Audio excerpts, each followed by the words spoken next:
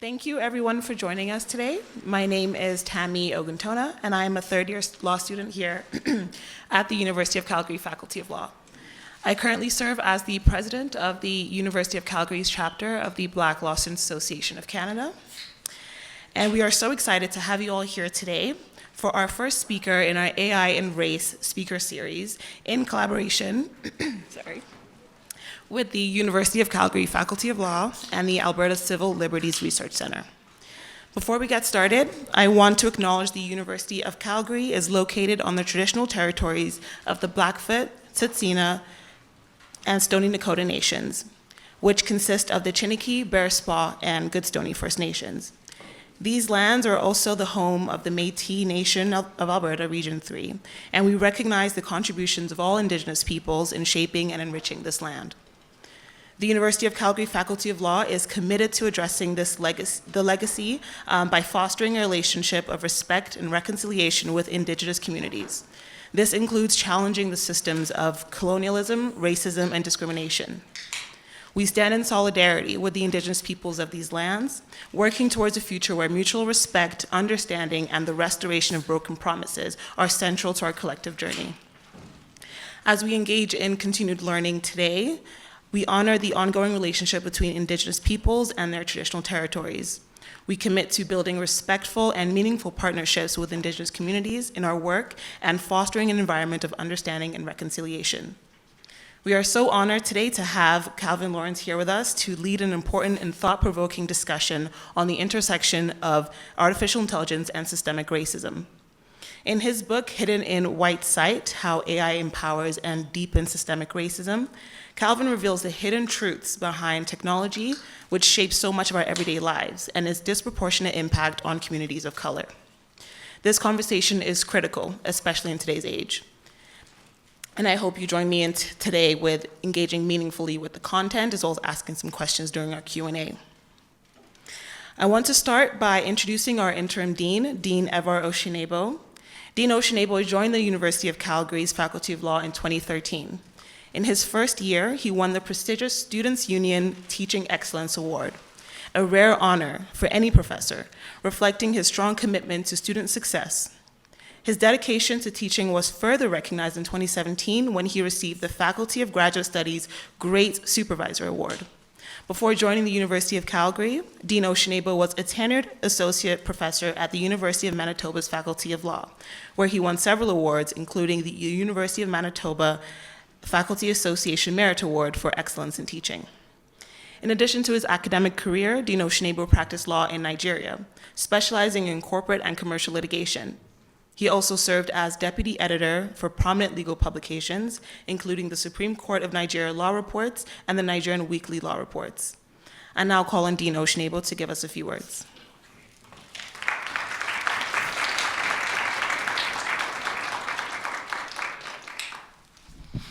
Thank you so much, Tammy, for your kind introduction. Good afternoon, everyone, and welcome to the inaugural edition of the AI and Race Speaker Series. This event is timely. Timely not just because of the Black History Month, but also because of the rapid intrusion of artificial intelligence in almost every sphere of life, particularly the practice of law. And so on behalf of the faculty, staff, and students of the Faculty of Law at the University of Calgary, I would like to welcome our distinguished guest speaker, Mr. Calvin Lawrence, to the country of Canada, to the province of Alberta, to the city of Calgary, and to the most innovative law school in Canada, U Calgary Law. You're welcome. We are indeed very delighted. We're delighted to have you in our midst, and we eagerly look forward to your presentation. Now, artificial intelligence, as I said, is now being used in almost every aspect of our lives, particularly in the practice of law. That is why one of the priorities we've set out here at the law school is to increase our course offerings in the areas of artificial intelligence and cybersecurity. This is one of the things we plan to do in the near future. Now, artificial intelligence is capable of doing good and bad. It was meant for good, but it is capable of doing real bad stuff, including, as you hear today, racial profiling, the perpetuation of racial prejudices and discrimination, and even in some extreme cases, injustice. So as I said, we eagerly look forward to Mr. Lawrence's presentation, and I'm very, very hopeful that at the end of it all, we'll find some of the solutions to the problems that artificial intelligence poses to the society.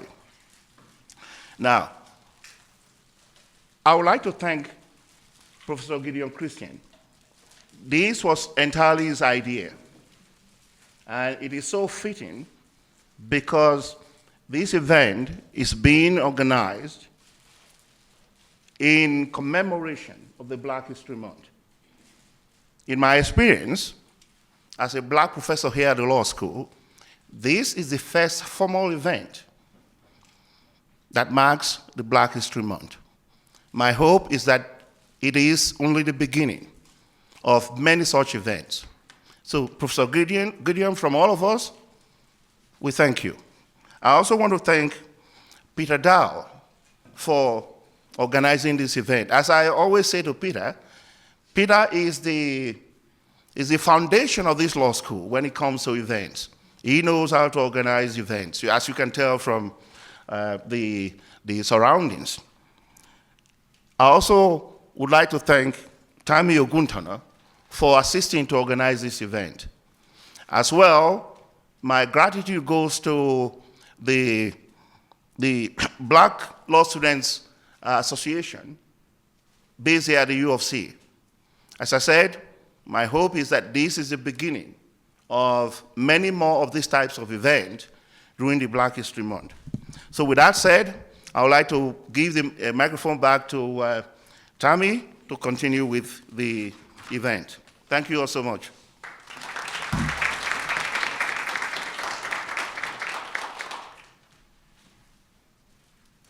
Thank you, Dino Schnabo. It is my pleasure to next introduce Professor Gideon Christian, an assistant professor in the Faculty of Law at the University of Calgary. Professor Christian holds a law degree from the University of Lagos in Nigeria, with an LLM with a specialization in law and technology, and a PhD from the University of Ottawa. As you can probably tell, he's very well-versed in this subject matter. During his doctoral studies, he was awarded the prestigious SSHRC Joseph Armand Bombardier Canada Doctoral Scholarship. Before joining the Faculty of Law in August 2019, Professor Christian worked as an adjunct professor at the University of Ottawa's Faculty of Law and served as legal counsel with the National Litigation Sector at the Federal Department of Justice. In this role, he handled electronic discovery in high-profile cases involving the Government of Canada. I now invite Professor Gideon to share a few words and introduce our guest speaker today.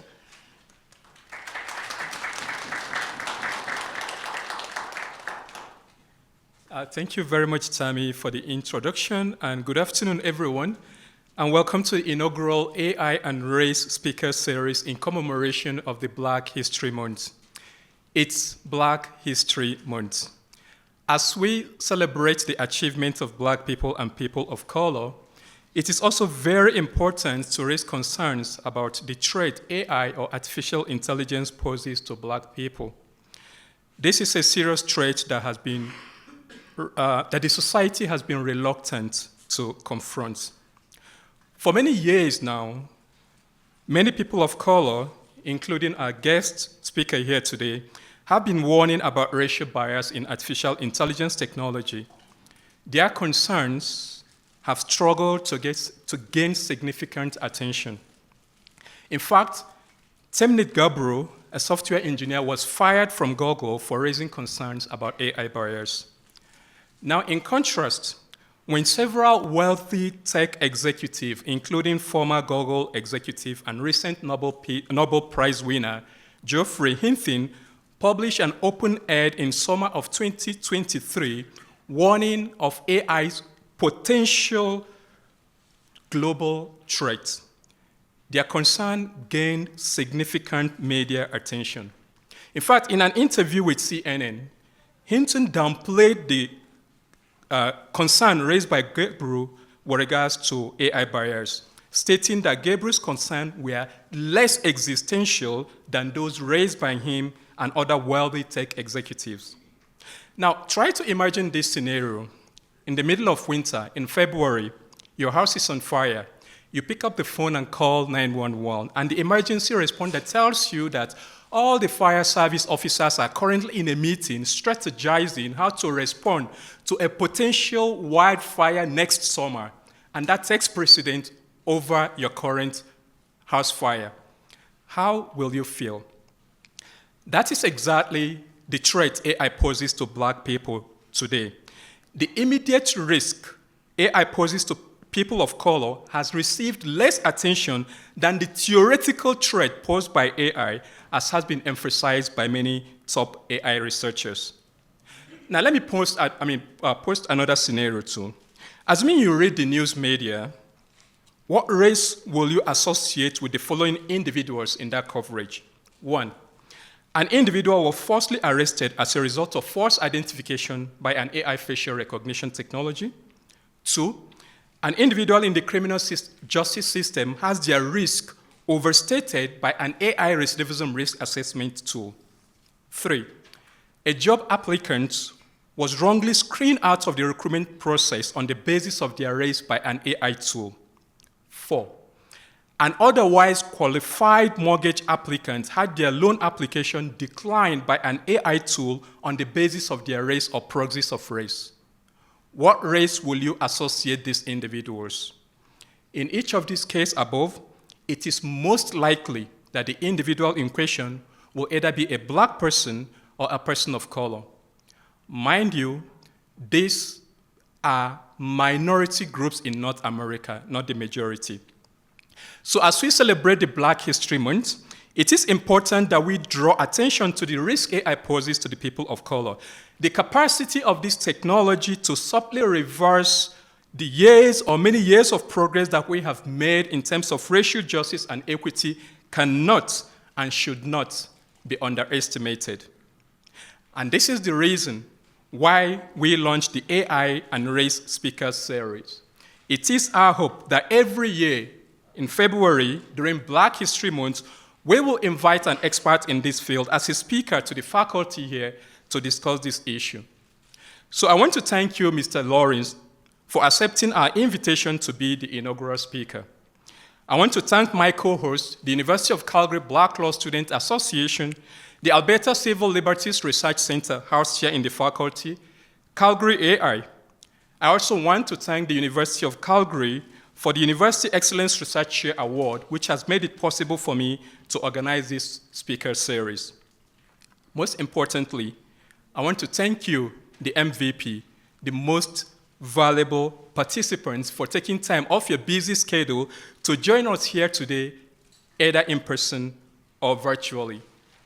Now, in terms of formats for today's event, we are going to have Mr. Kelvin speak for 30 minutes. After that, we'll have a fireside chat discussing his book. And then we'll open the floor for question and answer, and then followed by book signing. We have copies of Kelvin's book at the entrance where you can grab a copy for the book signing ceremony later. Now, at this point, I want to introduce our inaugural speaker, Mr. Kevin Lawrence.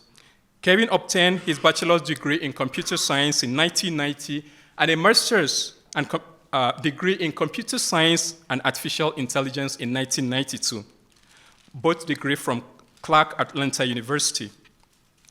Kevin is a highly sought-after speaker, panelist, and thought leader, and has continued to shape discourse on AI, race, and social justice.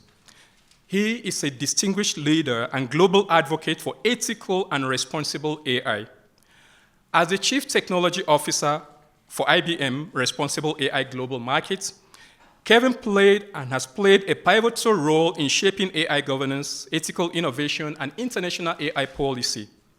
With a career spanning over 3 decades, Kelvin has contributed to groundbreaking advancements in NASA, Sun Microsystems, and the US government, working on cutting-edge technology solutions that drive innovation and social impact.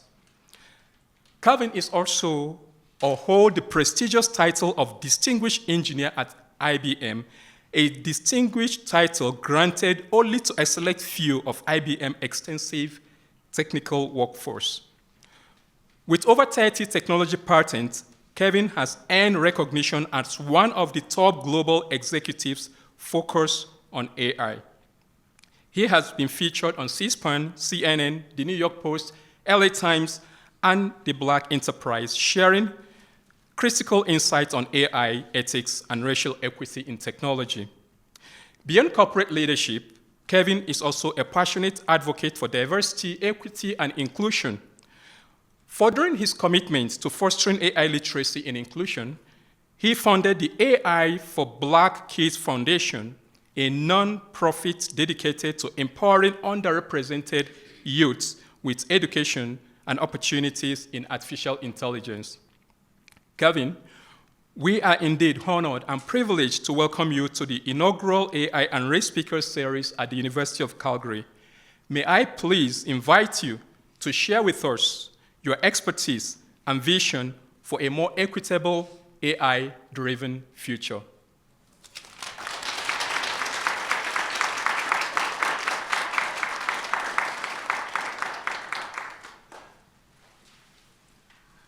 Thank you. Wow. I mean, that's hard to follow. I have no notes. Actually got a little small book there with some notes on it, but after what I've heard today, I realized that I don't need any notes. I kind of wish I didn't have the presentation, but it's gonna probably do me well because I don't have a whole lot of time, and I got a lot to tell you. My trip to Calgary kind of got kind of disjointed in a sense, because last night I stayed at the Alt Hotel, and while I was eating, I got into town about 9 o'clock. So I was sitting there, and the waiter, guess that's what you call him these days, waiter was in law school. So he asked me, like, what do you do? Why are you in Canada? I said, well, I'm coming to speak on artificial intelligence, AI. And immediately he stopped what he was doing. He just didn't want to go to the other tables, and he just stayed there with me. And we were just talking almost to his boss, had to come and grab him to move him. But this is why I bring that up. We were talking about AI, and I said, he said, well, what are you going to talk about tomorrow? I said, I'm going to talk about why AI ethics matter, why ethical AI matters. And he said, what do you mean? It's like AI can't be unethical. Like, he was like flabbergasted that I was here to talk about ethical AI. And that was interesting, because he was amazed that I knew so much about AI. We were talking about all kinds of great things that AI can do, and I was telling him about stuff. We probably talked about 30 minutes of all the things that I've done and systems that I've built. And he was just amazed with that. But he couldn't understand why I wanted to talk about ethical AI. And I didn't have enough time to tell him, but I'm going to tell you here today. So you think about it, AI was really meant, you heard my background, so I've been in this AI game for a long, long time. AI was really meant to be that great social equalizer. That's what we were thinking when we were building these systems. Like AI would somehow remove the concept of human bias from the equation. And when you think about it, it does that. But today I want to kind of talk about some of the times that it fall off the truck and when guardrails don't appear. I'm obviously a Black American, grew up in the United States of America, New York City, spent some time there, Atlanta, Georgia, kind of born and bred.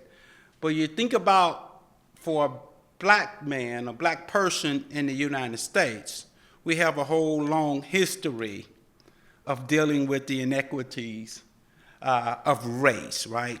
So for me, being a technologist, that's always been super front for me. And many people don't understand why a person who builds these solutions and seems to be in love with the technology would take time to risk his sometimes certainly career. Because trust me, my life changed in technology after I wrote the book. They wanted me to write a book on AI, but they didn't want me to write that book. I mean, they came after me to write a book about technology. And what's interesting about the book is that it's all my personal experiences. It's not like theoretical, it's not research-based. At the time I started working on my PhD, at the time I was writing the book. But it wasn't a whole lot of research in it. It was practical things that I'd seen. So today, lest I be remiss and not get to that sit down, I'm going to kind of go through some slides. I'm going to go pretty quickly.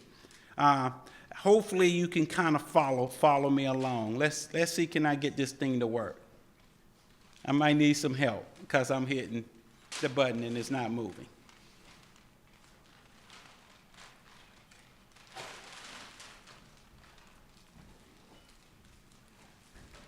Let's see here. I see, maybe.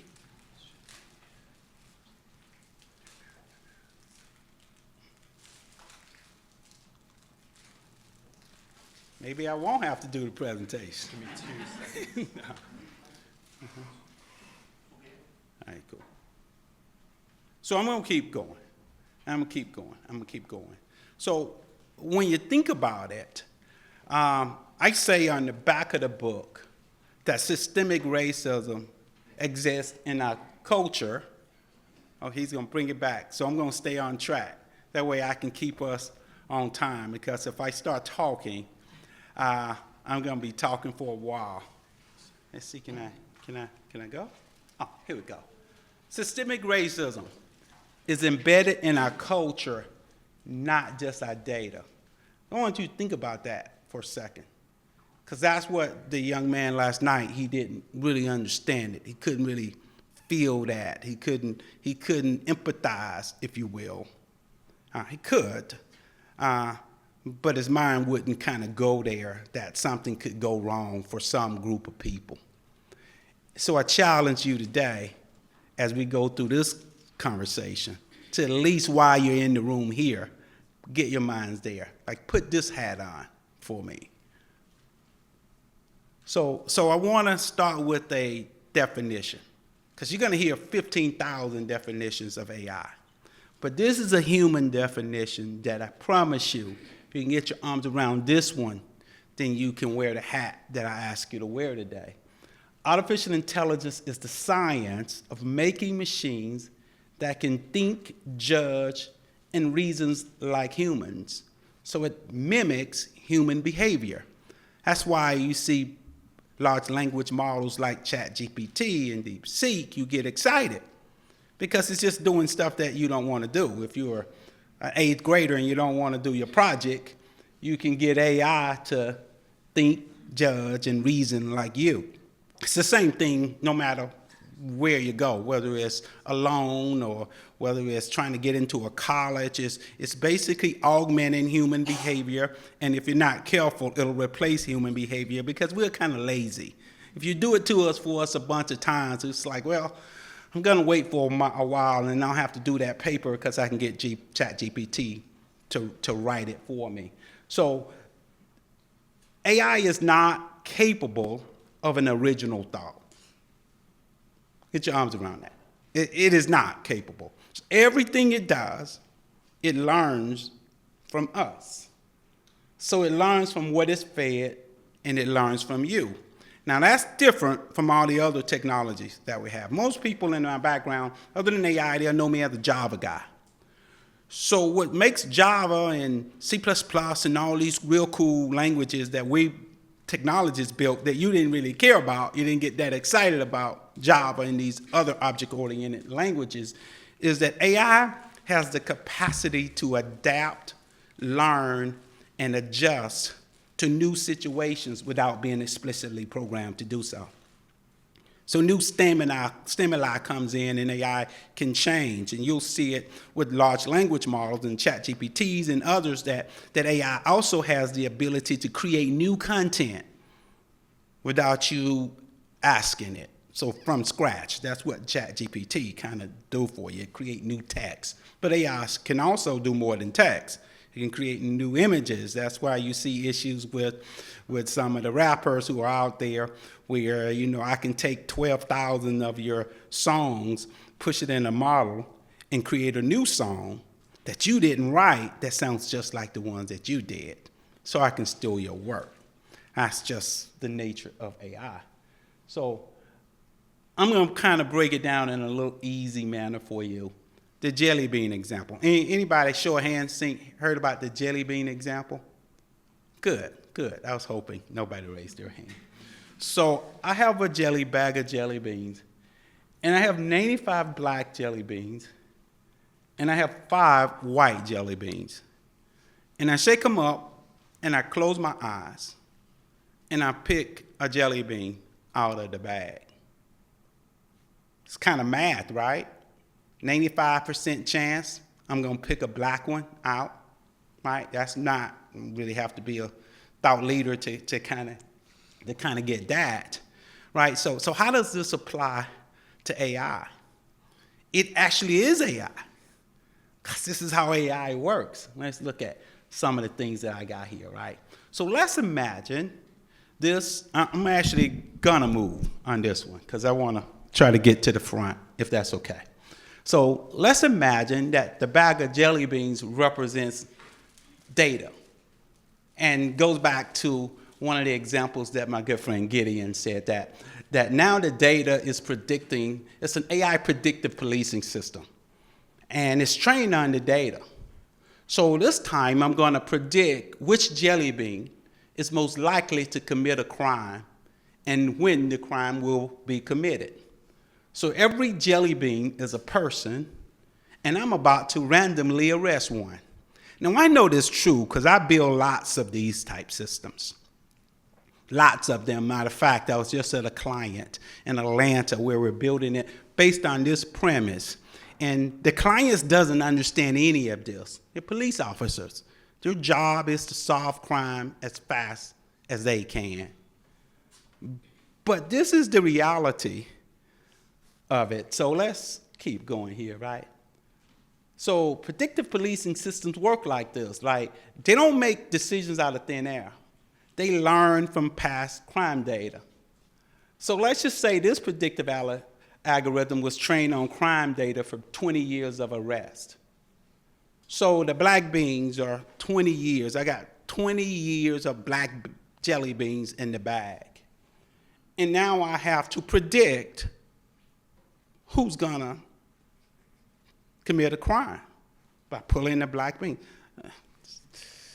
Kind of think about it. If I'm using that analogy, when I pick a bean out of the bag, it's gonna be a black jelly bean, right? Like, for us, it seems like just a human concept. Like, everybody should know that if it is true that AI works this way, if it mimics human behavior, which it does, then you would think that something could be wrong with that equation. Now, where it gets tricky is that AI doesn't just outright say, go find and arrest some black men. Now, that would be too obvious. We'll kind of talk about that later. But it wouldn't be illegal. If it did do that, there's no law that says that the police station couldn't do that. They could. You would think that there would be a law. So you can't go and just hunt and train and find people because they happen to be a jelly bean in a bag. But it's not illegal. I'm not adept at the Canadian laws, but in the United States, it is certainly not legal. As a matter of fact, my clients want to do just that. It's exactly what they want to do. Now, it's my job, because of my passion, to encourage them not to do just that. Because there's ways to use AI. That's just not one of them. I'm going to keep going. Okay, so this is Another example, why AI ethics matter. So I got two, you might not be able to see it, but imagine there was a straight line between these two separate instances. So civil rights, 1956. Let's talk about it. So in 1956, this young Sarah, she watched her sister march to an all-white school in the South. The news called it progress, but Sarah kind of knew the truth that every step that she and her sister took was faced with issues, not just from the community, but the institutions that's supposed to support it. Now let's just fast forward to 2025, her granddaughter, Sarah. True story, by the way. True story. Sarah now have her own issue with that same level of bias, just packaged in a different way. Let's talk about her granddaughter. Now, decades later, a different Sarah, her granddaughter, is fighting a battle, same battle of her own. This time, not in the streets and not at the doors of the school, but the hidden world of AI-driven hiring systems that Gideon kind of alluded to earlier. Now, during this presentation, I'm going to talk to you about how that happens, right? Like how an architect or a designer, how do we build that? How do we miss that? How do we do that? Because that doesn't sound right. Like at the end of the day, Sarah has a high GPA, went to a great school. By all means, she should have gotten an opportunity. Let's look at why she might not. So this is, and by the way, all of my lovely art was generated by AI. AI is pretty cool. So AI-powered hiring systems, like I've built them, quite easy to build them.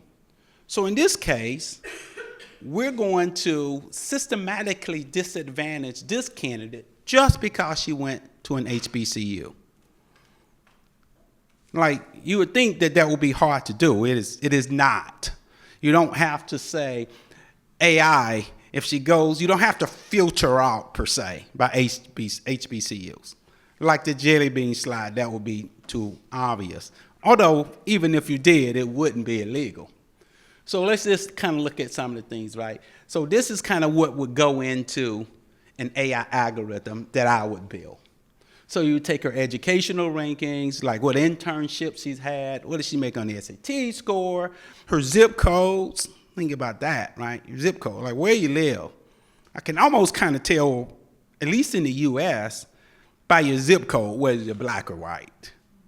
Just the way we're segregated in the US. So I don't have to. So when people say, well, I didn't check for black, I didn't check for white, I would say, let me look at your code. Because there's so many proxies that you can do to derive whatever you're trying to get without you specifically saying that. That's too obvious. So recommendations, just the people who recommend you, like on LinkedIn, on your social media account. These are your writing styles. How do you write?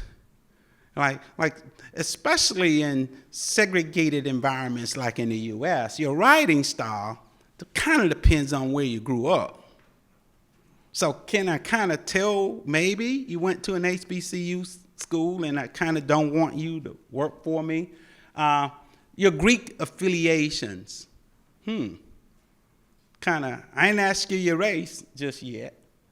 Let's kind of talk about it some more. So this is going to be kind of hard. I'm going to go through this. I don't want to read it.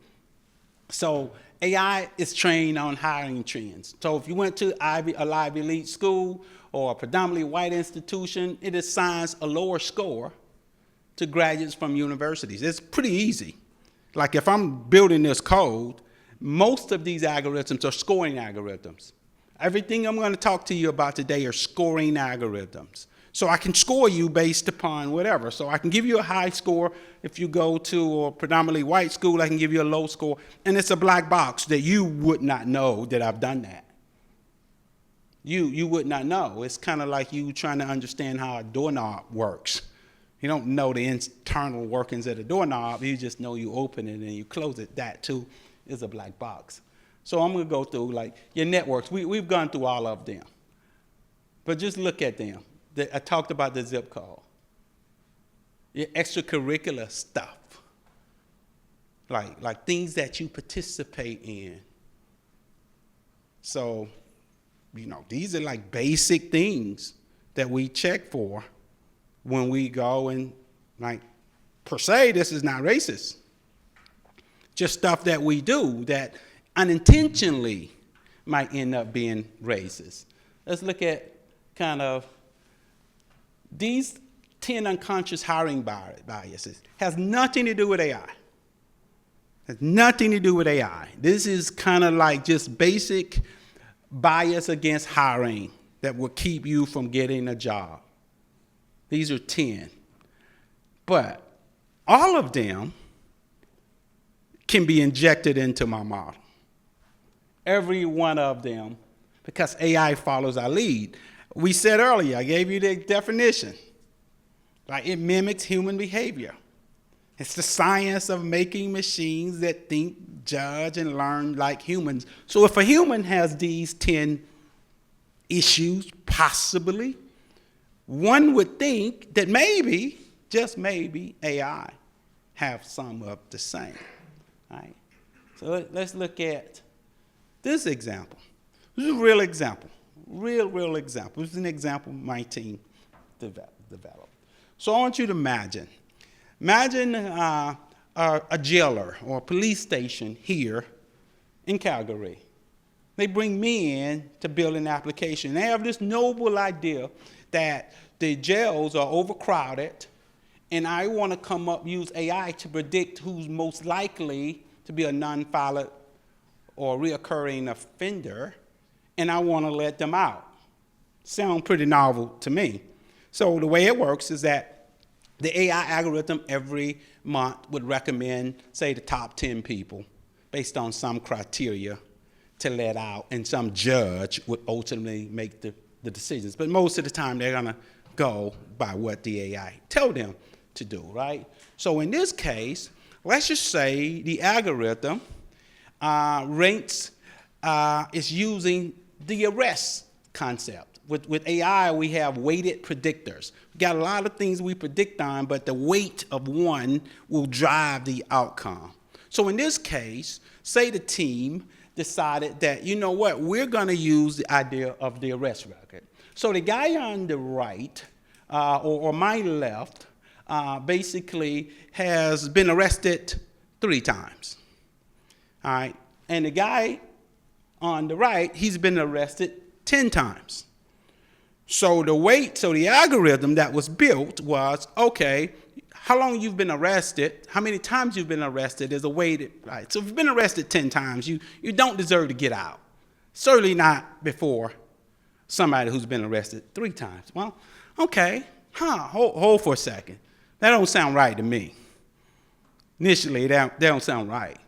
Yeah, you've been arrested 10 times, 3, but what if I was arrested for marching, and all 10 of my arrests got thrown out? So 10 minus 10 equals 0. And what if the guy on the left, his 3, was valid? He admitted. He weren't convicted, but he admitted it was like real stuff. So I probably should get out before but that's not what the AI algorithm said. The AI algorithm said, because it was how it was programmed. Now, who programmed it? I tell people, don't get mad at me. I'm just telling you what's the truth. Don't be tapping my phones, be mad. The reality of it is the people who built this was 10 white males. 10 white males, and when I brought this to their attention, they too didn't, wow, Mr. Long, I didn't think of that. And they probably shouldn't have. They weren't racist. Just didn't know. I'll be honest, I know them. They were not racist. Because when I told them, I was like, being arrested don't mean that you've been convicted. Black people, we know that. Not really, seriously. If I had black 10 data scientists, that wouldn't have been a question. That would have came up immediately on day one, first 15 minutes, no, you can't do that. Because I know my cousin and other people who've been arrested, and they didn't do the work. They didn't do anything. But in this case, that was the issue. So kind of think about it. The idea was, well, we used the data that we had. Well, the police department don't keep up with conviction data. They keep up with arrest data. So if all you're using is their data, if the only jelly beans that you have in the bag is arrest data, then you need to get up and walk across the street to the courthouse and get the conviction data, and then merge it and determine what it is. I just told you a lot. You can't see this, and thank God I showed you, because number one is arrest does not equal conviction. Conviction data is more reliable measure than arrest data. Pretty logical, common sense to me. Black and brown communities are over-policed, first of all. So you're going to have 95 jelly beans because all you're doing is policing that area. It's kind of like if you're police and you're a patrol and you're only looking at one road and everybody who runs on that road is Chinese. You know, you're going to get a lot of Chinese in the bag because that's all that's been traveling on the road. Maybe you should use a little bit more fairness in determining where your police are being stationed. But that's so. The arrest records reflect systemic racism, not criminality. That's big. It's not the criminality that's causing the predictions. Not that black people or whomever do more crime. It's the systemic racism, the institutional concepts behind not just what you do in your practice, but what you do in your code. All right, cool, okay, and keep going. Self-fulfilling bias loops, like self-fulfilling prophecy. That means you get what you ask for. You get what you ask for. Like with the jelly bean bag, it wasn't about probability. Even if I randomly pull a white one out of the bag, that's just probability. AI is still going to go with the most. So AI will always go with whatever most in the bag. So if there are more of the blacks in the bag, then AI is going to project and predict that. You don't have to be black to get that. Just got to be human. All right, let's go. We're going to keep going. Man, I know I got to go. I know this is going to be fast, but this is so much. Now, this one is probably why I wrote the book, but we won't get there because I don't have enough time to go through it. But in this case, let's look at the American Heart Association risk score. This is real life. This is something that is as true as I'm standing here before you. The AHA has a risk score. So the idea is when you go to the hospital, then you already have a risk score. So let's just see whether I got some stuff here. I'm going to use a use case here, right? The use case here. So let's just assume that two people go to the hospital and you got a risk score. So everybody got a risk score, especially if you're in the US and you go, because this company that creates the risk scores works with all of the hospitals. Technology company that works for a major hospital payer and provider in the US. I named them in the book, but I won't name them right now because they get mad. But at the end of the day, there's a risk score, meaning that if two people, you and someone else, say black female, white female, goes into the hospital at the same time, and you got the same symptoms. I got them right here now, all the same symptoms. They alter the algorithm based upon the color of your skin. So if you're black, you get plus, or if you're non-black, you get a +3. So if you're black, right, so the higher your score is, the greater your chance to have a serious incident. Now, why does that matter? Because when you go to the hospital, they only got a certain amount of beds. And if you notice, the idea is to get you out. Because if you stay overnight, you got to take more tests. If you take more tests, it costs more money. And the insurance company's got to pay. So really, the higher your risk score, You know, and this young lady wanted a high risk score because if something is seriously wrong with her, she wants that EKG. She wants all of those tests to figure out. Actually, it happened to me. It's a long story. It's a long story. But it was after I worked on this app. And similar thing happened to me. And I just remember sitting like, what about that app? And it changed my life. I promise you. It probably created that book. Because this was done way before the book. But anyway, the +3. So it's race-based medicine, not critical race theory. Go and talk to any Canadian doctor. They will tell you, no, we practice race-based medicine. We practice geographical-based medicine in the U.S. If you're from the North, you kind of you got different things. But I tell people today that I'm not, as a black man, I am not predisposed to certain things. The reason I get diabetes is because I eat wrong. Got nothing to do with my genetic code, has nothing to do with my genetic makeup. In South, right, because of slavery, there's a tendency of eating not the right food, and the more educated we get, we eat better, and we don't have some of these diseases. So don't assume, because I'm black, that I'm going to get diabetes. Certainly don't give me a +3, because at the time you built this, you didn't know about AI. But now AI is scaling this. I'm building an algorithm around your methodology, and I'm propagating it to all of the hospitals. Wow.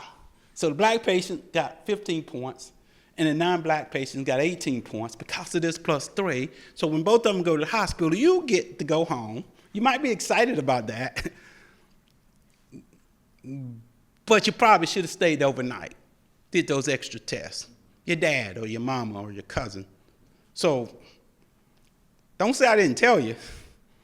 Next time you're at the hospital, ask them your risk score, or just say, you know what, I'm staying overnight. Need to get these extra tests. So, cool. All right, this is no current laws. Right, no federal AI bias laws exist. None. The ones that are out there now are companies rely on these self-imposed AI ethics policy, and they're always driven by profit. Existing anti-discrimination laws in the United States, you know, the race-based ones, civil rights ones, well, they were created before the internet became a thing. So you know they don't really count. I'll tell you why they don't count. Right, the White House had an executive order that basically put some limitations on it. But you can't read the red.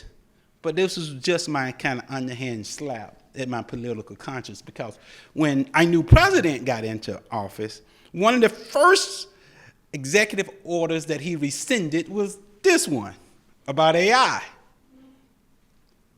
So whatever was happening good ain't happening, as my grandmama say, no more. Ain't happening no more. All right. So this is the two things, like disparate, these are two terms. Like leave here with this one, and I know we gotta go. I promise you I'm gonna get us here. Disparate impact, disparate treatment. It's really important. Because right now, you would think that people are suing folk. They're, like in my book, I talk about cases where people are like, no, you can't do that to me, I'm gonna sue you. And it goes to court. Every example falls into the disparate impact case. And that's the disparate impact is a funny word that just means unintentionally. It just happens. And disparate treatment means that, okay, it's intentional. Now you can kind of see it here. Like disparate impact is you got two people and you both have given them boxes, but the box you gave one is just still not tall enough that person could actually see over the fence. So it's disparate impact. So the idea is that, like, we didn't do anything wrong. We gave you a box. It's not my fault that you can't see over the feet. Stand up a little bit straighter. Like, it's not, that's disparate impact. Disparate treatment is another thing, right? Meaning that now you can actually prove in the court of law that you didn't give me a box, that you took something away from me. I'll give you an example, practical example. Like with disparate treatment, like if you are a company and you take that hiring app, and you sent the hiring app, the ad out to all black or all white males. I'll use white males are always the good example for me on this stuff. But you send it out to all white males, right? Then a black person could say that's discrimination, and they could actually take you to court and win. They probably could win because you're breaking lots of discriminatory laws, disparate treatment. But that's not where AI kind of lives. AI lives in a different kind of world. AI is more like, okay, the AI bias hiring algorithm. It's mean like if AI did discriminate, it was kind of unintentional. Good luck trying to prove that. And nobody really have been able to do that, to be quite honest. That's kind of why you see these things happening. I got what? Can I get like 2 more minutes? 2 more minutes? Okay, cool, because I know I'm like really bad on time, and I really want to be in these chairs too, because I want you guys to kind of talk more. But like this is what I'm saying. This is what I think. This is Calvin. I believe we need a people-first legal framework with the individual's rights as the central tenet of its constructs. Let me tell you what I mean by that. I believe that this whole concept of profit versus social responsibility is that now we need to have a new framework where we're having people centered first. And then I know people are like, no, it's not going to happen. But let me show you on the next 2 slides when it did happen, when it did work. Here it is right here. This is one of them. So when it was determined that cars in the U.S., probably all over, cause pollution, we didn't stop or prohibit using cars. It's not what we did, right? This is what we did. We invested in research, and we determined through that research that lead in gasoline was the culprit, was the primary contributor to emissions pollution. And then in 1970, the U.S. created the Environment Protection Agency. Those of us in the U.S., we might have not heard of the word environment protect, but we've heard of EPA. So EPA means that in the U.S. that every year you have to go and get your car registered and checked, and they do the little pollution test to make sure. That came out of this. So this is an example. And so now we have electric cars. So this is an example where the U.S. actually had a people-first framework. They actually said we care more about the people than we do about the car manufacturers. That's a people-first framework. And they did that. But AI is different. I promise you it is different. There's so much money that it's hard to get this. But let's look at just one more example before we go. So there was a time when there was no labeling on food boxes. So the retailers was creative, so they would tell you that a product was sugar-free when it wasn't sugar-free at all. And then if you had diabetes, you would basically go and buy that product thinking that it's sugar-free. So that was before labeling. So the U.S. got involved, or the FDA got involved in 2016 in the U.S., and they made them put nutritional facts. And you see them today, where you can see the sugar content, sodium content. So it's right there. It's obvious. You get to see it. And they get to be accountable and check that if you say that there's no sugar and now you got sugar, and if it's provable, then you get this huge fine, or maybe you go to jail. That's called accountability. None of that exists today with AI. And in 2020, because in 2016 they still didn't check. Like nobody went to jail. But in 2020 they enforced it. So now if you pick your favorite manufacturer, retailer, that they can go to jail. So that's this people first framework here. So this, I told you about the problems, and we're about to end. Like I ain't gonna I promise you I won't spend too much time on these ones. But these are the 5 things that I care about, that we should care about. Is your system explainable? When you arrest a person, today you arrest a person because of facial recognition. And I got some police friends, and I asked them that. I gave them the example, like what if facial recognition, like I'm your boy, like I'm your guy, like what if you get a call that says Calvin just broke into the bank across the street, and we got facial recognition that matches him and say that he was there, and you get a warrant for my arrest. Would you come and arrest me, knowing that I was nowhere close? I was with you. He's like, yeah, I would have to still arrest you because we got a warrant for your arrest. I was like, then I started looking like, I can give you 10 stories right now of people that I know that happened to. Like real stories. Is it explainable? Should the police explain to the person what happened and why? Like, so it takes something as a development person, like we can build that into the system. Fair, is it fair? Like is the system fair? That wasn't fair. Did anybody tamper with the results? We call it robustness. Is it transparent? Right? Is it accountable? Do you let the person know that the reason, like the young lady we showed that didn't get the job, did you tell them why, or did you do like what I in the book said, no, you didn't get the job because you didn't have this qualification or you didn't have this qualification? Privacy. Like, this is like what I'm doing for my PhD research.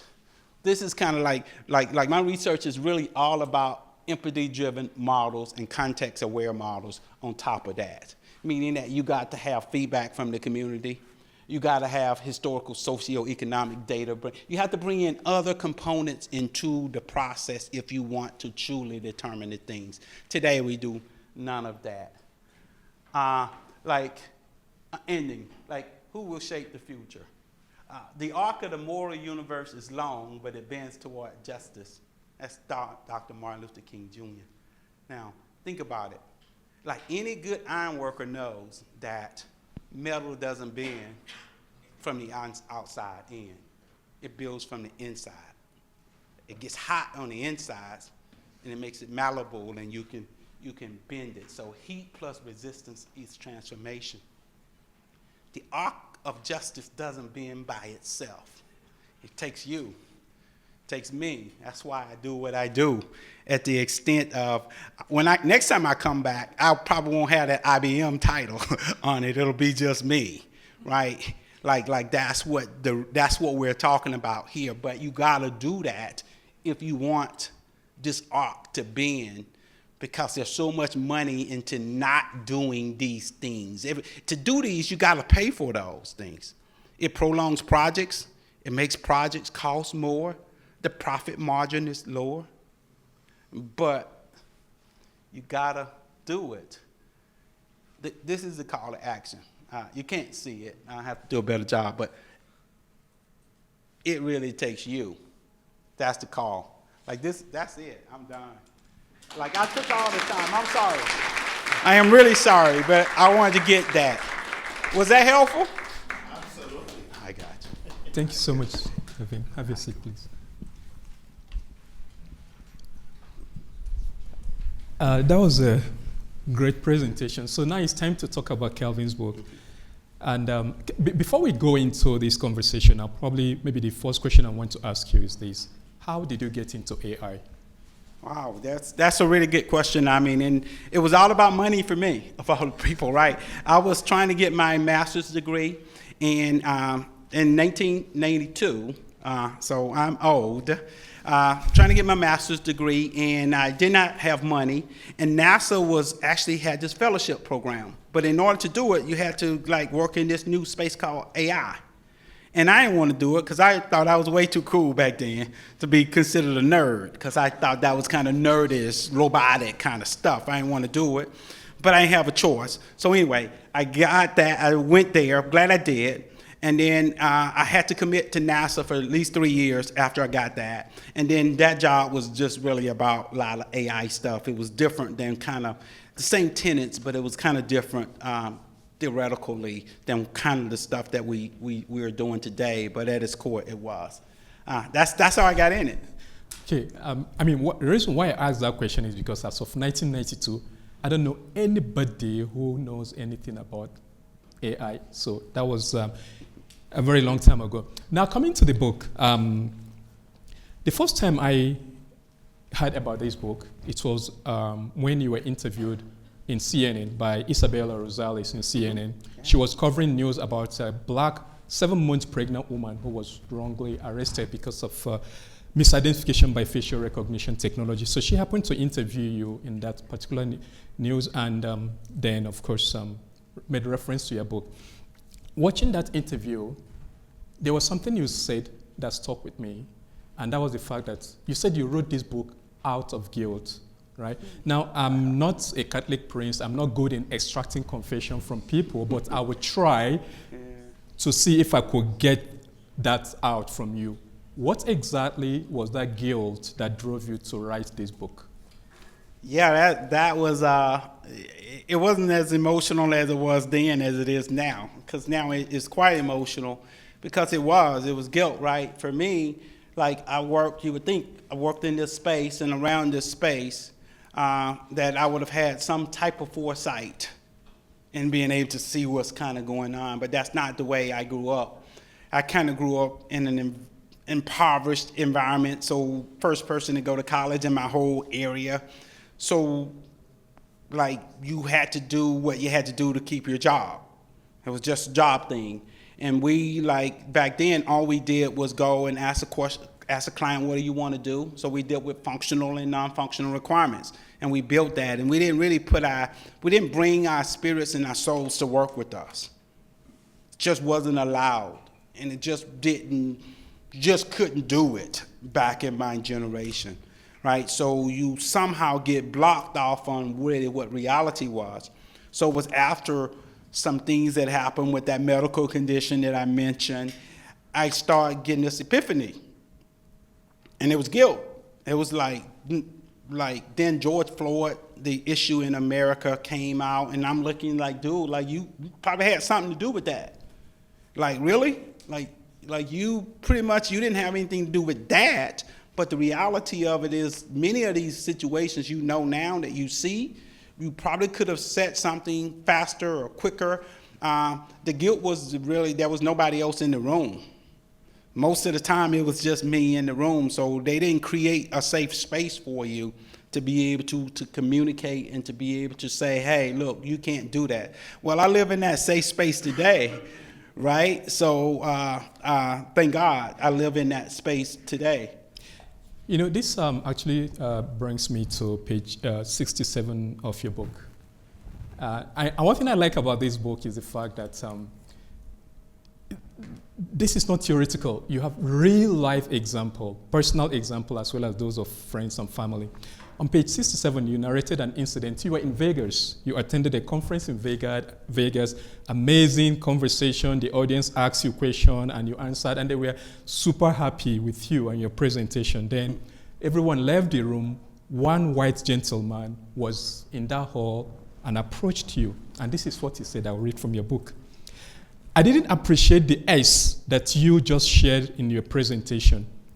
I know the audience seems to think that you are smart, but I take issues with the solution that you designed for the city of Boston, using facial recognition to identify folk without their knowledge or consent aren't right. You tried to kind of reason with this gentleman, but he wasn't really giving you any audience, and you got the security to handle the situation. Now, many years later, now, looking back at that incident, what do you think about the concern that was raised by that white gentleman with regards to the technology you were designing? Man, it's a really good question. I mean, I tell you, I wish I could find that gentleman. He was a scholar. He threw his title at me. He was like, I own a building at Georgia Tech University. And so he was like, big dude. Like he was, I was offended because I don't like people to approach me like that. But I was in that space then. So like right now, what he was telling me was exactly what I should have been thinking. But I wasn't thinking that way because the exact same system, I don't know how familiar you guys were with Boston, but if some of you are old enough, remember there was this Boston situation where they had the Boston Marathon and blah, blah. That was the solution. I was there. We built this solution, right? So it helped them find that person. Like this system that I talked about the system in the book. But like, so I was doing what I do. I build solutions based upon what the client says, right? Wasn't thinking about the ethical piece, but like when I look at you guys there, I can tell most of you are a lot younger. Y'all are built differently than me. Thank God. Y'all build different. Y'all gonna look at it totally different. That's the saving grace. Related to this, there's this particular extract I would like to read on the preface. You said, I did help design and develop several policing applications that were used to identify suspects using technologies like facial recognition. But of course, I didn't consider that a racist or misguided cop could use it in a nefarious way. I helped design insurance and banking apps that subsequently were used by these industry corporations to overcharge black people for insurance rates and denied loans to deserving applicants. For the first time, I questioned whether I too was complicit, not because I have done anything particularly wrong, but because I was not conscientious or possibly even courageous enough to voice my opinion. I did have a seat at the table, but there weren't enough of us at the table for me to be comfortable enough to be my authentic self. Yeah. Do we have enough of us at the table today, many years later? Yeah, absolutely not.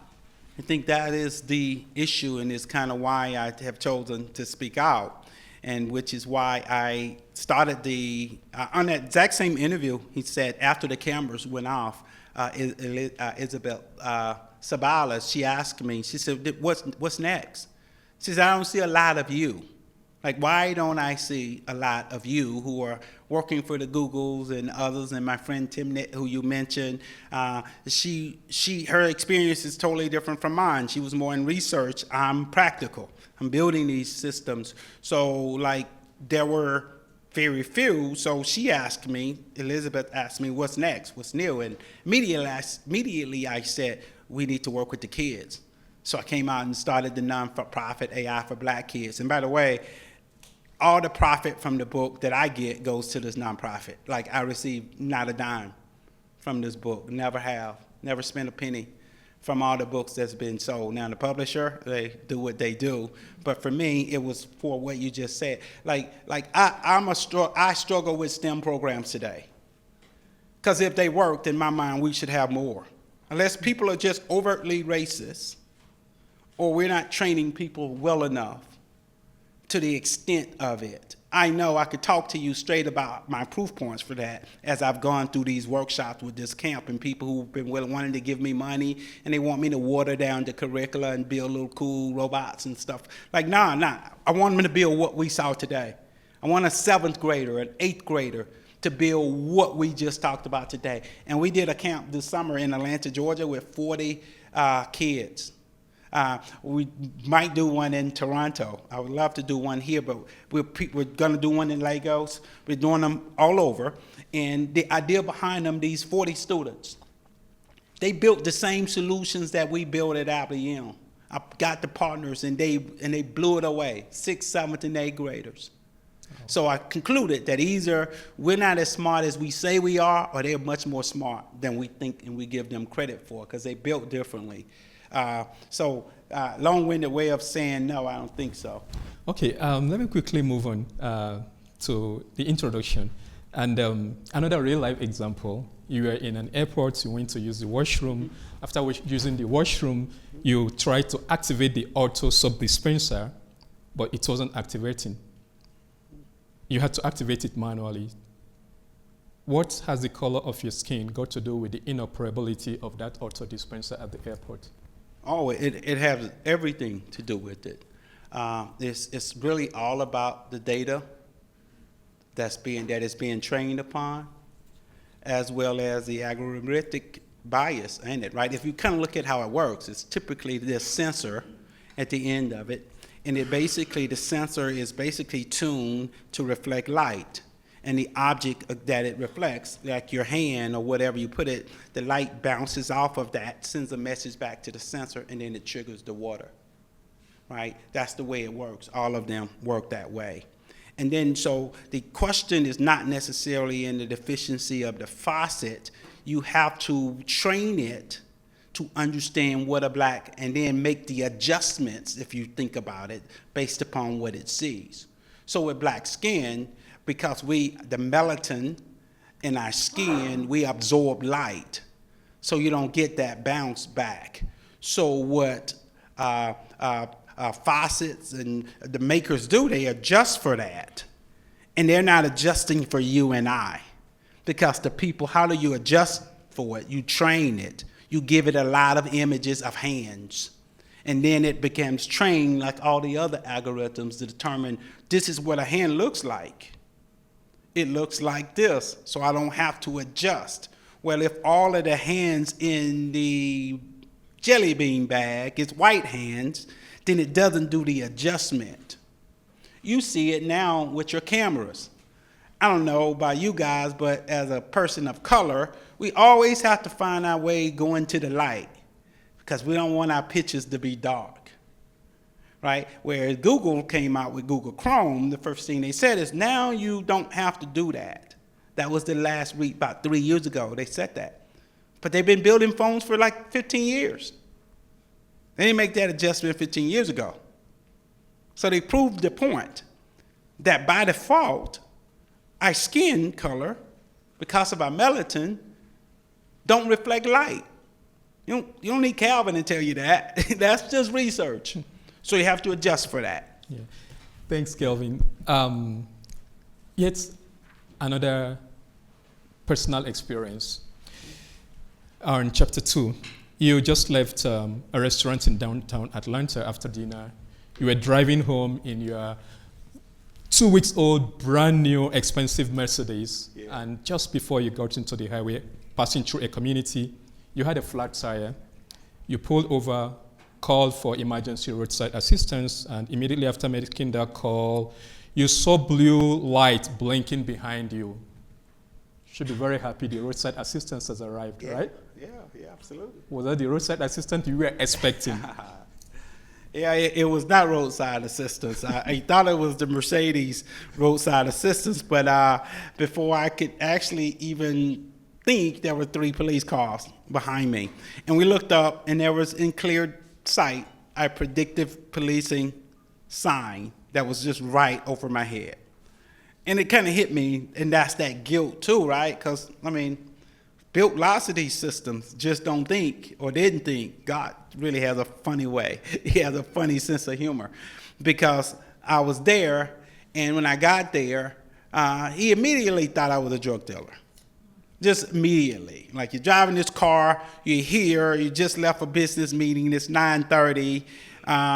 Like, what are you doing in this neighborhood? Well, the only reason I went in this neighborhood is because I had to get off because I had the flat tire. He's standing on the side with my flat tire. Never asked me, not one time, whether or not. And he was angry, and I wasn't in a good mood either, gonna be straight with you. I wasn't in a good mood. And he was going back and forth, and Lord behold, the Mercedes dealership guy drives up behind us. And he walks over to me, because at that point he's asking me, I forgot to say, he's asking me, is it my car? I bought the car from another state, so I didn't have like the tag on it, but I had all of the information. I just bought the car. It's a brand new car, and I'm driving it. It's still my car. I got all the information. The police didn't seem to think that that was the right thing. So when the Mercedes guy came out, he said, hey, Mr. Lawrence, you need any help?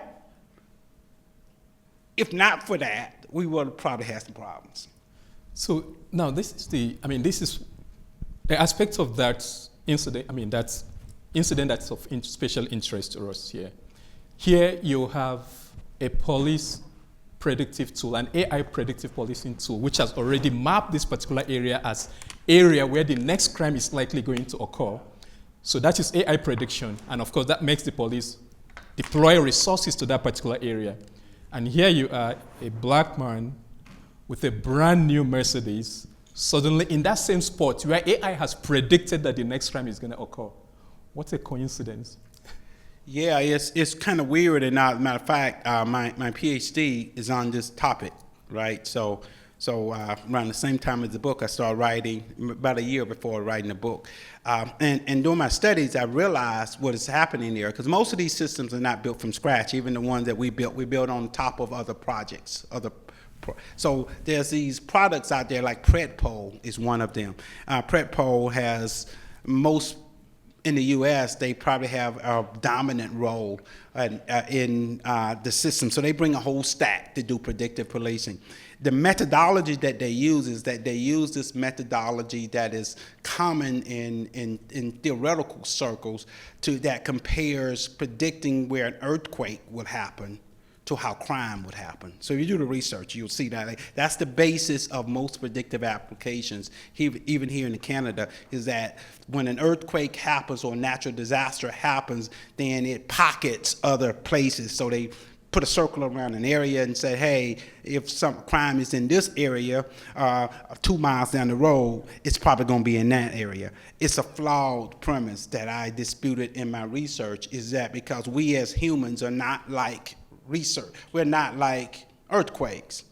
There's lots of components, and if you go back to that architecture, I talk about all of those stimuli that impacts us. So we're not the same as an earthquake or a tornado.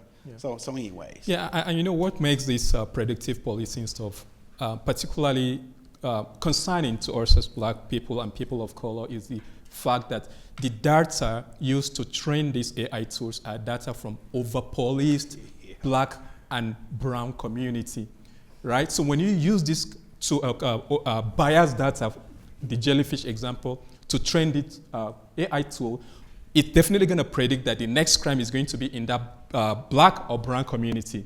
That results in police deploying resources to that community, which is a case of over-policing an already over-policed community and still gathering more data, which is disproportionate to that community to use to train an AI tool that will go back again to still predict, the next crime to be in that community. We call that a feedback loop. Yep. We call that a feedback loop. You're going to get what you want. I mean, I sent my presentation, I sent them 2 presentations. The very first presentation on the jelly bean, I had it, the example was the hiring app. And then I changed it and gave him another, and then that's where the policing came, because I really wanted to accentuate the idea that that's exactly how it happens. You're over-policing Black jelly beans, and you're going to reach in there, and 95% you're going to get what you already thought that you was going to get. Because in your mind, it was like those students, not those students, but the people who was working on the sheriff app. In their mind, if you commit a crime, you're already convicted of that crime. That's the human component. That's how some police view this. Okay, I want to, before I open, I invite the audience to to ask their question. I would just want to take one more incident you cited in this book. Of course, this one not affecting you now, but of course, real life experience of a friend, Terrell and his wife, Lauren, right?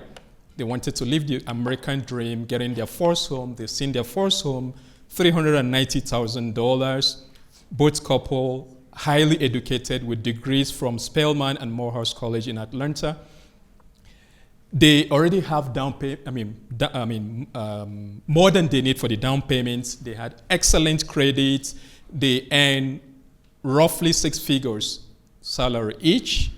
Their monthly rent was higher than their mortgage. So it's quite obvious that, okay, they are qualified for a loan, and they apply for the loan, they're just about closing. Suddenly they got a phone call from the loan manager. What was the phone call? Congratulations, your loan is approved? Or? Yeah, I mean, that's my favorite story in the book. It's a real life story, right? And these were friends, and the phone call, to answer your question, was from their agent that's saying they had gotten denied for the loan. And the agent, who didn't know AI at the time, very few knew it. And they said, well, this algorithm said that there was some issues. And that's all they would just say, the algorithm. And my friends, most of my friends, they don't know what I do, right? They say computers, they think I work on computers, and I could not work on a computer if my life depended upon it. But this particular friend, his wife said, hey, you should call Calvin. I know he knows this computer stuff. Call him and see what he thinks. So they brought, and I'm listening. I was like, well, I've worked with lots of banks, and I know that there's this crunch on underwriters, so they're using AI to replace underwriters. So you kind of think about it. If you go and get a loan, you kind of know before you go whether you're going to get it or not. Because there's only 3 or 4 things that a human can register in their minds. Like, what's your credit score? What's your income debt ratio? How long you been working? Right? Whether you yourself have, say, a felony or something like that, they all goes into it. Typically those 4 things. And you kind of know, that's why you get pre-approved, that once you get that, you work on your credit. Typically it's like, oh, I'm about to go get a house. You got to work on that credit. Well, that's when a human is looking at it. Because a human can only see 4 or 5 things. We can only perceive 4 or 5 things. And the industry says if you do those things very well, then you're good. But that's not how an AI algorithm, who's replacing it. Now, as an AI algorithm, I can program it to do all kinds of checks for you. I can check hundreds of data. I can check who lives in the house with you, even though you didn't put it on your application. Because I can pull data from the Census Bureau that you don't know I'm pulling. In her case, when he was in New York, her brother had gotten out of jail and was living with her. And he had a couple of felonies. So the assumption was that he's going to live with you in Georgia. Now, I argued the point, but the reality is the bank is like, I got to mitigate my risk. You are risk. That's risk. You risk. You're hanging out with felonies. You got a felony that might live in the house with you. Is that fair? It's the reality of what happened with this case. They end up getting in the house because they knew me, and I told them exactly because the answer that the mortgage company gave them wasn't what I just said. It was, you haven't been on your job long enough, and you just moved to Atlanta, even though she was working for the state of New York, and she moved to Georgia and worked for the state. So typically, that's not an issue. So go figure. Interesting. So at this point, I want to open the floor for question and answer from the audience. Please, because the event is being streamed virtually, kindly use the microphone to ask your questions so that participants online will be able to hear you. We have 2 microphones, so please feel free to use any one. Hello? Oh, perfect. Thank you so much for the talk. My name is Nonsayela Lamate. I am the Scientific Director for Health Equity and Systems Transformation in the Cummings School of Medicine here at the University of Calgary, and I was very excited to come and listen to your talk. So we have a very peculiar situation in Canada, is that we don't technically collect race-based data. So when you gave the example of the Heart Association diagram, I was thinking must be the Framingham Heart Index or something like that. Here we ask for family history. We don't necessarily ask for race. So what we are attempting to do is some of the stuff that you're talking about right now, which is build models and algorithms that will allow us to identify people of color within our health-based data and try and integrate other data to make it operable. Now, you seem to be signaling a lot of be aware, and I'm curious, given our circumstances here, given what we're attempting to do with these health data, what are the things we need to be looking out for? What do we need to be doing as we try to build these algorithms that will identify, for example, Black women in our obstetrics data? Because we know the experience is different for those women. Mm-hmm. Thank you. No, that's a really good question, and that's a very noble effort. As a matter of fact, if I was working with you, I would want to do it the exact same way that you're doing it. So so you're to be applauded. That's a great approach. But you did ask the question on what are the gotchas? What should you be concerned with? A couple of things that happen in AI. I'll give you an example. Like you go through the process you just said, and then you go in and you test for bias. There's checks, and just say you're checking those 5 areas that I talked about. Data has a tendency of drifting. So what could be bias-free on February 6th could be riddled with bias on March 6th. So typically what people do, because of the cost, they just do a check. And then they flag and say, we're good, we're bias-free. knowing that the crunching of that data will change on its own. You can put good data. Don't get me wrong, like the first test is the data. The algorithm that what we showed in the jelly beans was the data. You can easily see that the data is bad, it's misrepresented, it's underrepresented, it's overrepresented. That's not the only way. It's just the most prevalent way. Even if your data is right, there's algorithmic bias that comes in play. Like, now, what are you going to do with that data in changing the data? So you got the concerns is to ensure that the algorithms are built and developed in a people-centered environment, and then you're continuously looking at it for the latency that happens with the algorithm. And then the last part is the data drift piece, meaning that even though you're collecting good data can still turn into bad data, even though you could try to collect the right things. That happens all the time. We call it unintentional biases, but nevertheless, once it gets out there, you have had the same issue. Hopefully that helped. We can probably have some more conversations. Any further question from the audience? Hello there. Just wanted to say I really enjoyed your presentation, and you did a fantastic job with your PowerPoint, so I'll come and pick your brain afterwards. My name is Patrina Duhaney. I'm on the Faculty of Social Work, and one of the challenges that we face is the use of AI in the classroom. And so because we don't currently have any policies in place, what we've been told is just go ahead and let students use it. They're just going to use it anyways.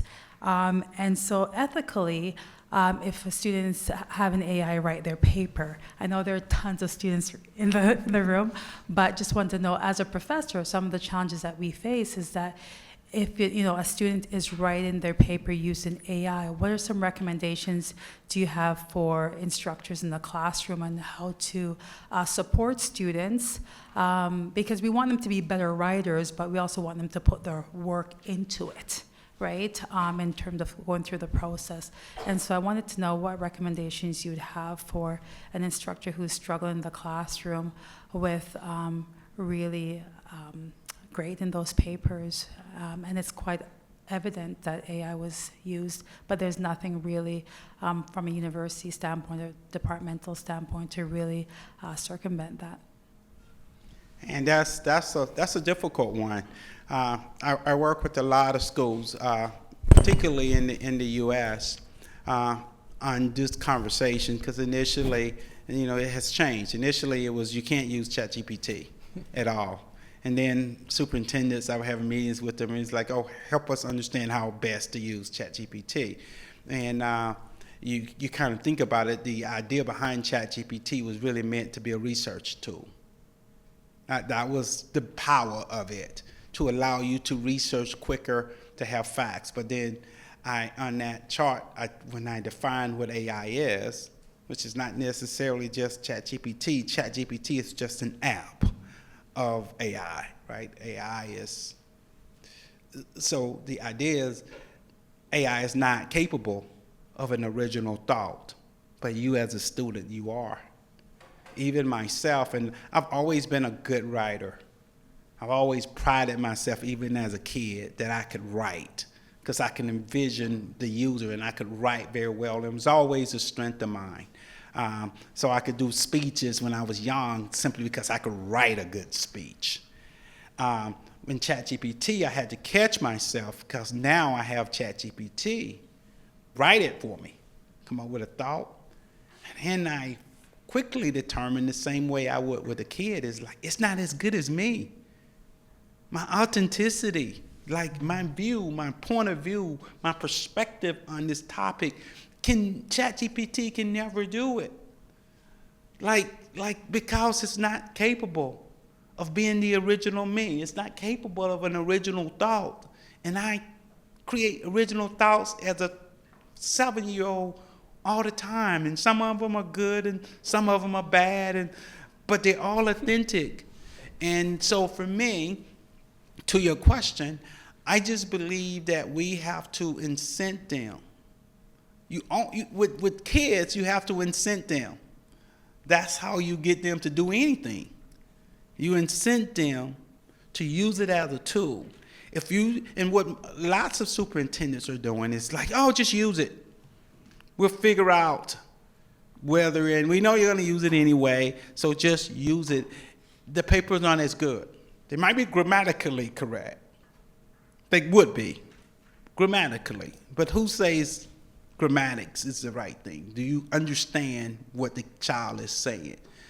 So obviously you're going to get a different point of view from me, and I do lots of consulting, and even in the IBM job where lots of educational folk come in and they ask that same question, not just with ChatGPT, but all these other tools that are popping up that you as a teacher is being used also. I would continue to insist that my students, as much as they can, create original thoughts and then use AI to recreate their original thoughts. I would accentuate them, because if I'm judging them, and unfortunately we judge our kids on grammar and all those things that I don't think should matter as much, but that's how we judge them. So have them create original papers, original thoughts, and then use AI. I wish somebody would come out with an idea where they can have AI not just do grammar, but AI keep your original thought. Like, this was my original purpose and intent. And you can kind of do that with the prompts, but most people are not prompt engineers. So if you're a prompt engineer, you can kind of think about it. And I always start with anything that I'm writing with ChatGPT is like, acting as me, and this is me, like acting as Calvin D. Lawrence, the author of X, the person who did Y and Z. Give me your thoughts on this, acting as me. And you can kind of create and shift a ChatGPT. It's still gonna create stuff, right? Because again, it's like, this is what people don't know, right? They don't understand how ChatGPT was trained. I remember when it wasn't a thing. I remember working with OpenAI, having a conversation with them prior to even my book came out, and the hidden chapter that doesn't come in the book. By the way, if you get the book, there's another bonus chapter on ChatGPT that came out at the same time, just couldn't make the book. But I remember those days, and I remember going to their campus and figuring out how it was trained. It wasn't even trained by the people who are using it today. And there's issues in regards to how it was trained. And now that lots of things have changed.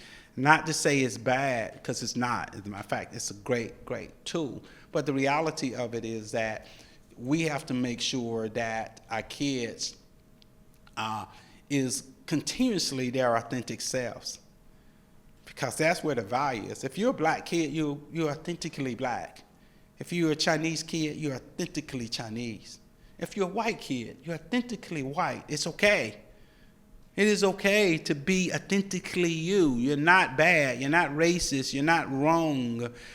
You're supposed to think like your culture tells you. But the people who are courageous, they step outside of those bounds. And this is what all of you have been doing anyway. You don't really need ChatGPT or AI to do that for you. Okay. Okay. More questions. Mr. Lawrence, my name is Leona On, first-year law student at University of Calgary. I really resonated with when you were talking about the complicity to whiteness and the forces around us as minorities and what you had to do to survive. With the current atmospherics in the United States, and Canada's really not immune to that either, I don't think, from my perspective, with the abolishment of EDI programs and even current minority groups voting against their interests because of the forces around us. Can AI do something about that? And are you worried about it through your generations of work, going from survival to now saying you still feel safe? Should I be worried, or is there enough guardrails and people maybe not sensationalized in the media so that I can still have hope that it's not just going? So I kind of miss your your question. I think I know where you're going, Yeah. but I'm going to ask that you kind of rephrase it for me in a different way. That way I can be sure to answer it. So I guess what I'm asking is there anything AI can do? Or are you worried about, based on your personal experience, going from feeling unsafe to now feeling still safe with the abolishment of EDI programs in the United States? Just keep doing what you're doing. Well, I personally think, and I did this post that kind of got me in trouble. I didn't get a lot of likes on LinkedIn, and I always get a lot of likes, but I didn't get a lot of likes on this one. Especially because on LinkedIn you get a different community. You got all of your friends, blah blah blah. But I said this statement and I believe it. If you don't believe in diversity, equity, and inclusion, and you say you believe in ethical AI, then you're lying, and don't believe those people. And that's for corporations.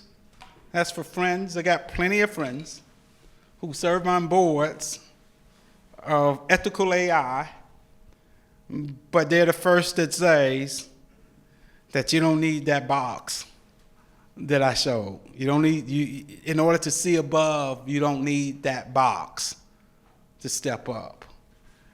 Friends, but I would say that person, that you don't really believe in ethical AI, because ethical AI at its roots is all about diversity, equity, and inclusion.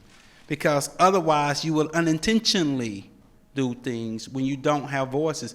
The example I gave with the sheriff department is an example. I'm telling you, the people who was there were not racist.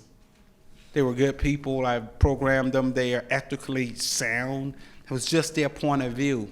They needed diversity in the room. They needed someone to be beside them to say, hey, you're my friend. Let's look at it a little bit differently. And that's what diversity, equity, and inclusion is for me. So with that said, I'm not that concerned, because I can see it. I kind of know, at least from an American perspective, kind of how things work. Affirmative action went away. So this idea of rolling back, when affirmative action goes away, you have no legal guardrails, so that disparate treatment and disparate impact, because you don't have any guardrails. So now you can go and move away from diversity, equity, and inclusion without accountability, right? And there's lots of examples. So hopefully, I know I probably didn't do a good job of answering it, but hopefully I kind of alluded to kind of where my head is on this. Okay. Okay. We take. Oh boy. Okay. She's already Quickly, started. let's try if we can take two questions. So we go with you, and then we. Okay, you first. Then you're already on the microphone. Then you. Yeah. Hi, my name is Rolly. I'm actually a political science undergrad. So I'm working on this project with this organization. So it's based on gender-based violence policy gaps within Canada, and I'm mainly focusing on minority women, specifically Black, Brown, and Indigenous women. And one of the scopes of gender-based violence that's ignored is the online sphere. So I wanted to ask, do you think AI plays a part in gender-based violence that Black women face online? And do you think that's a scope that should be looked at and addressed? Yeah, no, that's a really, really good question. I go back to the example that I use in regards to how I define AI as the science of thinking, learning, and reasoning like humans. So, you answer that question in the concept of, do humans do that, right? And will AI exacerbate that? Because that's the tool. That's the purpose of AI, is to exacerbate whatever that is, because you get to scale it.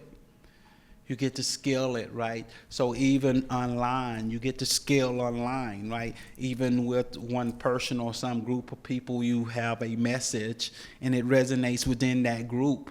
But now if you can scale it out, you can start getting movements and you can get more of it, right? The same way, if you're doing it right, you can get less of it by scaling it. But unfortunately, I say this, whenever what can go wrong will go wrong. Murphy's Law. but for the underprivileged, whether it's black women, women of color in general, women in general, when something goes wrong, it goes terribly wrong for that group, right? So, and that's what AI helped. And people look at this, they're just like, oh, AI, it's just, as my daughter say, this utilitarian perspective, meaning for the best for the most people, right? And if it's good for the most people, then the other people should be okay with that. And that's the premise that we live with, in particular, in America, even in North America. If it's good for the most, then the others have to suffer. In that example that you just said, it kind of shows, like, I can build some AI algorithms. I guarantee you that will make your life difficult. Others could build some algorithms that will be financially pleasing, that can make money, that will make your life difficult. And they'll do that because it's good for the people who are not, that you're not targeted. And you're not targeting, and that's that utilitarian perspective, and that's what you see today in corporate. In corporate America, that's and many times I have this name for that, to be honest. Okay, so let's quickly take our last question before we... I apologize for the additional question. My name is Michelle, Mr. Lawrence, and I'm 1L student here at the law faculty. Thank you again for the presentation. It's absolutely mind-blowing, and I'm not that old, but all these things are really out of my element. So I guess my question for you is your example about the jail release protection, where, how it's like 3 arrests versus 10 arrests, but if you import the information about the convictions, then the result might have been different. So I guess my question for you is, assuming that this is a scenario and the solution would be to give more data to AI to analyze and predict, right? But we are behind decades and decades of disadvantage towards Black community and minority. So with that being said, even if we import more information, would it just be the same result because it's still working against all of us? So like, in your opinion, like, can you fix that, and how do we fix that, or can we fix that at all? Yeah, I mean, really, I'm gonna be quite honest. That is the question that I wrestle with more than anything, and I try to convince myself that the good will outweigh what it is. But I go back to that definition, and I just keep going back. That's why I always have it the first slide. Like, it mimics human behavior, and it acts just like we act. So it treats us the same way, and people don't want to deal with that. But to your question, like in that example, it's not necessarily more data, it's more representative data. Just the right data. So, like, okay, if we can't fix that big problem that you have about love and caring and being concerning for your fellow man, and having people pursue life, liberty, justice, and the pursuit of happiness, and we can't do that, then by God, let's just fix what you're doing. Fix what you're doing, what you can touch. In this case, you can touch the fact that you need the conviction data because it makes it make sense. Okay, Kelvin, we are running out of time, but there is this question I would want to ask you, and it's a question you ask yourself in your book. So I want to ask you that question, if you could answer it very briefly. And that question is on the preface to your book. You said, what will I do differently if I had to restart my technology career today? Very briefly. Yeah, I would do everything differently. I would do what I'm doing now. I think you can always stand up. You can always, like, if you're talented, they're not gonna get rid of you. Like, you just gotta be secure in your talents. You gotta push yourself. And you gotta just realize that, hey, like, I'm gonna be my authentic self. Day one, when I walk into the room, you guys definitely can do that. Thank you, Kelvin. There's a quote in this book I always carry with me everywhere I go as someone who works in the area of AI and race. And that quote is that when technology goes wrong, it goes terribly wrong for people of color. That's why it is very true. AI is an amazing technology, but AI has the ability to subtly reverse the progress, many years of progress that we have made as people of color. And that is why it is very important for us to pay attention to this technology as it continues to develop and evolve. Kelvin, thank you so much for coming all the way from the state of Georgia, as I was told, the great state of Georgia, to Calgary. We hope to have you again sometime in the future, and hopefully by then we'll still have a country called Canada, not the 51st state of the United States. Thank you all very much, the audience, for attending this event.